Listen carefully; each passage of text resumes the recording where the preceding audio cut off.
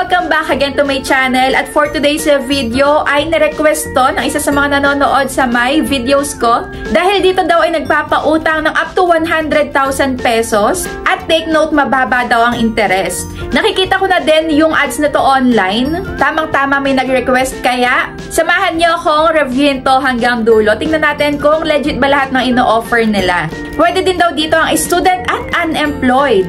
Make sure lang na tatapusin nyo yung video na to dahil yung iba sa inyo narinig lang yung mga magagandang ino-offer ay nag-i-install na agad at nagda-download na agad. So ayun, napapahamak sila, nagbabayad sila ng sobrang taas na interest at ang laki pa ng nakakaltas sa loan nila. So ayun, tamang-tama yung ginagawa nyo na nanonood muna kayo ng ganitong mga all reviews para malaman nyo talaga yung katotohanan. At if ever man na legit to at wala pa kayong pambayad sa due date nyo, ay haharasin kaya nila kayo at nagpo-post kaya to online. So lahat ng yan malalaman nyo. Pero bago ang lahat, kung ngayon ka pa lang dito sa my channel ko, ay isubscribe mo na yan at pindutin mo na din yung notification bell para lagi kang maging updated sa mga next uploads ko. At sumali ka na din sa may GCash giveaway ko worth of 1,500. Kada buwan yan, so 5 ang mananalo ng 200 pesos at 10 ang mananalo ng 50 pesos. Sa may GCash ko yan lahat ibibigay sa inyo. At syempre, abangan nyo yung cellphone giveaway ko dahil ako ay magpi-50,000 subscribers na siguro pagka na-upload ko yung video na to ay 50k subs na ako. Thank you so much sa lahat ng mga sumusuporta sa akin. Kaya excited na ako kung sino ang mananalo dito. Para makasali sa may cellphone giveaway ay basahin nyo na lang yung mechanics dyan sa may Facebook page ko. Kailangan nyo lang namang hanapin yung keyword na makikita nyo sa may mga videos ko at isasend nyo lang sa may Facebook page ko. So, ganun lang kadali. Kaya, baka ikaw na yung manalo. So, ayun na. Simulan na natin. Ito nga pala ay may 4.9 na ratings din. I-check din natin to kung legit nga ba at totoong mga users yung nagre-rate dyan. At ayan, na-install ko na. Ito nga pala ay ang Credit Pera.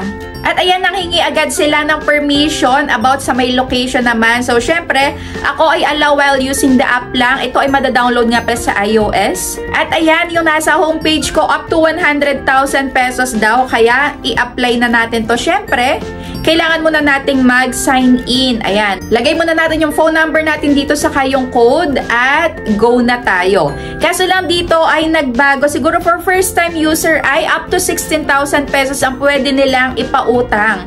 Malalaman natin yan. So, sige, apply na tayo agad. At ito yung mga kailangan nating sagutan sa kanila. Authentication, personal information, job info, contact info, saka bank card info. So, well, alam naman na natin lahat yan. Kaya simulan na natin. Meron ako ditong napansin. So, sa may itaas ay meron nakalagay na 7 days lang. Good thing naman dito ay ipinapakita na nila agad, so hindi na nila tayo hahayaang mag-expect na ito pala ay 3 months mag-uumpisa yung pagbabayad hanggang 1 taon nga. So dito ay nakalagay 7 days na agad. Kaya kung ikaw ayaw mo ng mabilisan ay hindi para sa'yo itong video na to. Pero check pa din natin, baka mamaya buo nating makukuha yung ipapaloan sa atin. So, ayun, apply na tayo agad. At yung una nilang hinanap ay yung ID. So, ito yung mga hinahanap nila na ID. Ayan, UMI Driving License, Passport, Teen SSS Voters ID, Health Card, National ID. At meron pa silang ibang recommended type kagaya ng Postal ID, PRC, Pag-ibig. Dito ay pwedeng kuhanin mo na lang sa album mo or sa gallery mo yung picture ng ID mo or pwedeng picturean mo. Pagkayari niyan ay mayroong magpa-pop up na confirmation kung tama yung name mo doon, ID, saka birthday.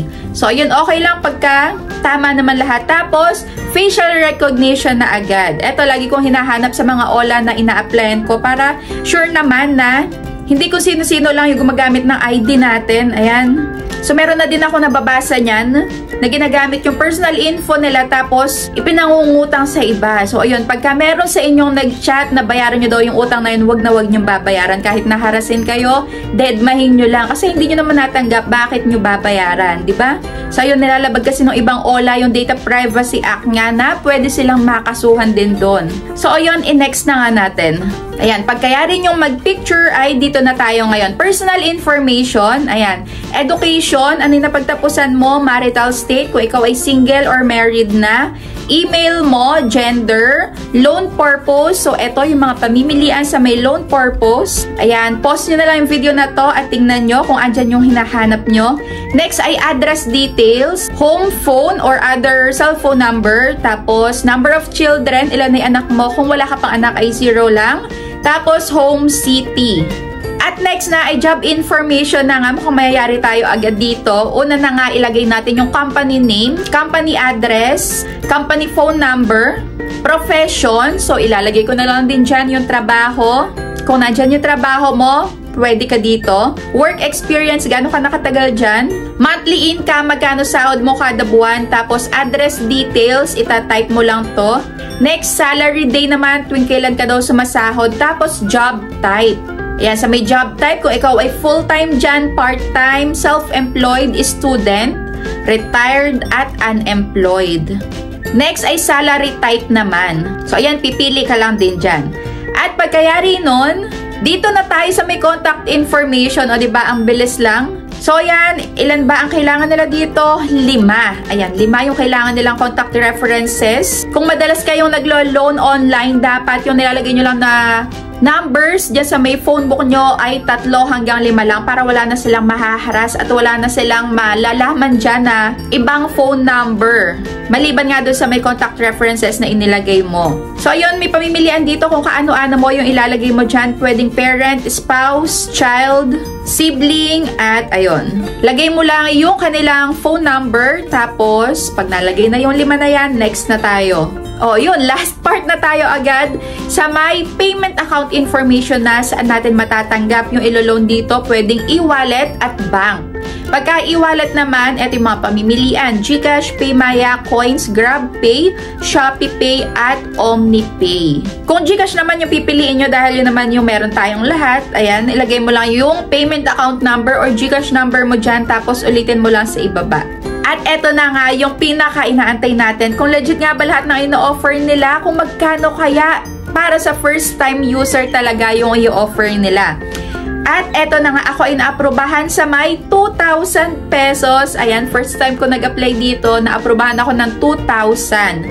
At ayun, 7 days lang talaga yung unang pagbabayad natin. Pero dito, hindi po natin matatanggap lahat. Pero ipapadala sa atin yung 1,200 pesos. At yung babayaran mo naman is 2,000 pesos pa din. Pero yung mga matatanggal dito ay processing fee na 667. Tapos total interest fee na 13 pesos. At may risk control service fee na 120 pesos. So yun yung mga makakaltas. Kaya ang marereceive mo na lang ay 1,200 pesos. At nakalagay dito sa may plan na isang bayaran lang, which is 2,000 pesos nga ang babayaran mo. So, lahat ng yan ay makakaltas na nga. Wala nang madadagdag sa may babayaran mo. So, kung ikaw ay okay ka dun sa may ganung amount na lang na matatanggap mo, ay nasa sayo pa rin yung decision kung ipagpapatuloy mo yung paglo-loan mo dito. So, ayun, legit naman na ipapadala sa'yo to. Yun nga lang ay malaki yung makakaltas. So, para sa akin, is not recommended to. Pero gaya nga ng sabi ko sa inyo, nasa sa inyo pa rin yung final decision. So, tuwing mag-a-apply kayo nga ng loan online, ito yung lagi nyong tingnan or busisiin kung magkano lang talaga yung matatanggap nyo. Yung iba kasi dyan is go lang ng go, accept lang ng accept. Tapos, pagkabayaran na, magraran sa my Facebook na ang laki-laki ng interest. So, ayun, nakita naman natin lahat-lahat. Kaya, pwede nyong i-go at pwede namang pumili na lang kayo ng ibang legit pa nga na OLA na buo nyong matatanggap. So, meron nun at nandito din sa my YouTube channel ko. So, meron ako dyang nilagay na or in-upload na mga legit at 30 days pataas babayaran na loan. Pwede nyong panoorin yan kung hindi nyo pa napapanood. Pero kung ayaw nyo naman nga ipagpatuloy, pwede nyo i-cancel yung account nyo dito. Meron dito sa may settings nila. Tapos, merong account cancellation at pindutin nyo lang yung check dito sa ibaba at click yung account cancellation. At pagkayari nun, okay na. So, check natin tong 4.9 na ratings kung legit nga ba lahat. So, dito, as expected naman, lahat ng mga nakalagay na 5 stars ay babaguhin na lang nila later on pagka nakita nila or naaprubahan sila. Pero ako, dito ako tumitingin sa may most critical.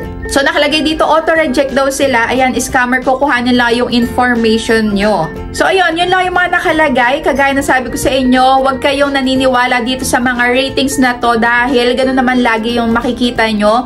Babaguhin lang nila pagka naaprubahan. Pero yung iba, maaprubahan man o hindi na nila binabago yung ratings nila na inilalagay. So dito, nag-search din ako online. Wala naman akong nakita na na-post nitong credit pera. Pero syempre, maaprubahan man kayo dito, tapos hindi kayo makapagbayad on or before your due date, I expect nyo na nahaharasin kayo ng mga ibang agents. Kagaya ng sinasabi ko sa inyo, yung mga agents na yan, scripted lang yung mga harassments na yan. So meron din akong in-upload about dyan. Kina-copy-paste lang nila yung mga pinagsasasabi sa inyo. Ayun, pipigain kayo ng pipigain hanggang sa magbayad kayo dahil meron sila dyan nakukuha na commission. Ayan, mas marami silang masingil, mas marami silang commission. So, ayun. Kung meron pa kayong gustong loan application na ipapa-review, ay i-comment nyo lang dyan sa comment section. Or if ever man na-experience nyo na itong si Credit Pera, ay i-comment nyo na din dito yung experience nyo para maging aware na din yung iba.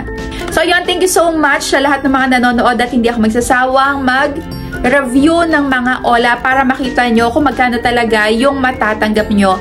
At kung hindi kayo doon, okay, then lipat kayo sa iba. At least, nakaiwas kayo dito sa mga hindi recommended na loan application. So, yun lang. Thank you for watching at see you sa my next vlog ko. Bye!